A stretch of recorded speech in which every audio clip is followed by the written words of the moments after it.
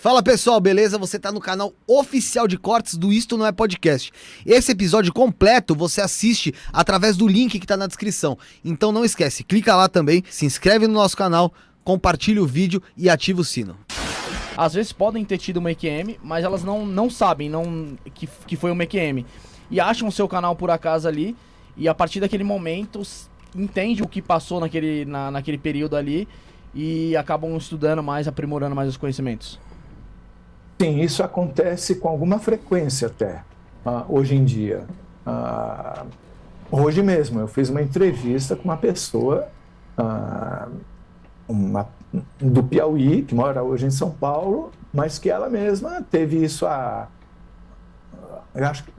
muitos anos, e ela não sabia o que era, e através do canal acabou entendendo. Eu acho importante falar o seguinte, que EQM significa experiência de quase morte. Esse termo foi criado por um médico norte-americano chamado Raymond Moody, num livro chamado Vida Além da Vida, se não me engano é o nome do livro, que foi lançado em 1976. O legal dele ter criado essa expressão é que ela permitiu que outras pessoas também usassem essa expressão, e isso servisse como não é polarizador, um ponto de contato entre todas as pessoas que falavam sobre o assunto. O termo quase morte vem do fato das experiências iniciais terem sido observadas em hospitais, em cirurgias, por cardiologistas, principalmente, porque a pessoa tinha uma parada cardíaca, era reavivada e voltava contando alguma coisa. Então, veja só, é uma pessoa que tinha quase morrido e voltou dizendo alguma coisa. Então, era uma experiência de quase morte. Sim. No entanto, a gente precisa entender que você pode ter essa compreensão rigorosa que a pessoa tenha estado numa experiência quando ela não tinha mais sinais vitais, como também você pode ter a escolha de alargar um pouco essa visão e levar em conta experiências que ocorrem num acidente de carro, quando a pessoa está lá no meio das ferragens, ou no afogamento. Por quê? Porque naquele momento, tanto no acidente quanto no afogamento, não havia um instrumento medindo a condição clínica dela, se ela estava viva, se estava com batimento cardíaco ou não.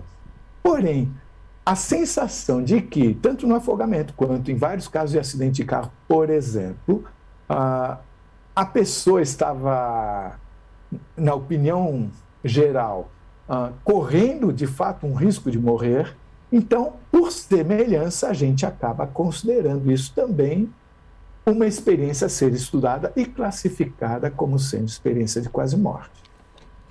Indo além, e tomando até o exemplo de uma médica canadense chamada doutora Yvonne Kaysen, cuja experiência é espetacular, e ela relata isso num livro Farther Shores, que seria em português Margens Mais Distantes. A Nara lê a tradução dela para que todos possam conhecer, e a própria doutora Yvonne Kaysen dá 3 ou 4 breves relatos para o canal. Ela, a partir do momento que teve, como médica recém-formada, essa experiência, mudou totalmente a vida dela, e ela passou a estudar esse assunto na sua vida inteira. Hoje ela já é uma senhora. E o que acontece? Ela defende que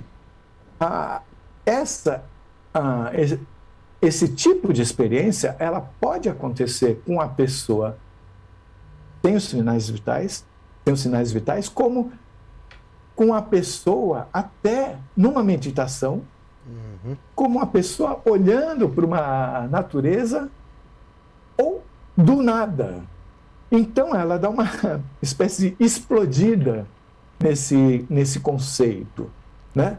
Também existe um médico, que eu não sei se é norte-americano ou inglês, chamado Sam Parnia, que é um cardiologista, que é talvez o maior estudioso de experiências de quase morte do planeta hoje. Ele tem um livro chamado Erasing Death, que é Apagando a Morte, onde ele defende que nesses casos em que a pessoa teve a EQM num ambiente cirúrgico, ele diz que o nome não deveria ser experiência de quase morte, deveria ser experiência de morte. Porque ele explica no livro, que eu li, que quando a pessoa está sem nenhum... o coração não bate, ela não respira, começa uma deterioração gradual de todos os órgãos. Então, a pessoa, na opinião dele, ele diz, ela está morta. Então, algumas pessoas falam, mas então a gente não sabe se é isso que acontece depois da morte, porque afinal ela não morreu, porque ela voltou. Sim. Então, existe uma sensação, um conhecimento popular, digamos assim, de que se morreu não volta. Uhum.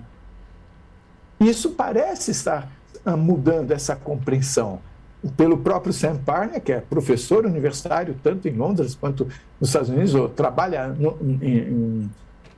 não sei se é professor nos dois países, mas ele trabalha em hospitais nos dois países, tem vários livros muito importantes, ele defende isso. É uma experiência de morte. O que acontece é que essa deterioração, depois que a pessoa morre, dos órgãos, ela leva um tempo diferente para cada órgão. Até um certo momento, você ainda consegue voltar. A partir de um certo momento, não dá mais. Não dá mais. Tá? Então, eu acho que isso é importante para a gente entender o conceito de experiência de quase morte, porque às vezes fica um pouco confuso. Agora, eu queria explicar o seguinte, que por motivos de investigação, a ciência precisa sentir uma conexão com o mundo material.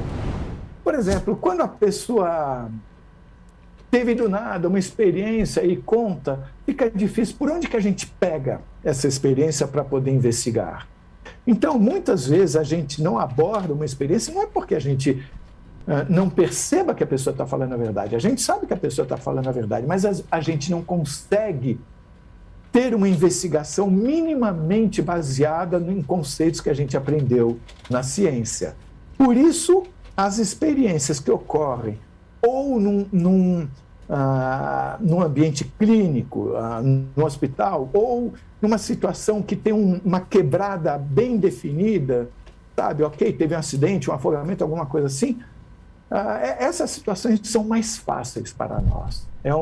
Isso aproveitando um pouco para explicar para pessoas que quando elas têm experiências místicas, tão importantes assim como são as experiências místicas que ocorrem numa situação em que a pessoa está quase morta.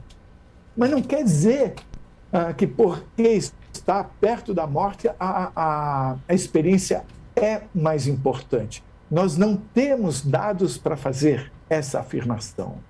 É isso.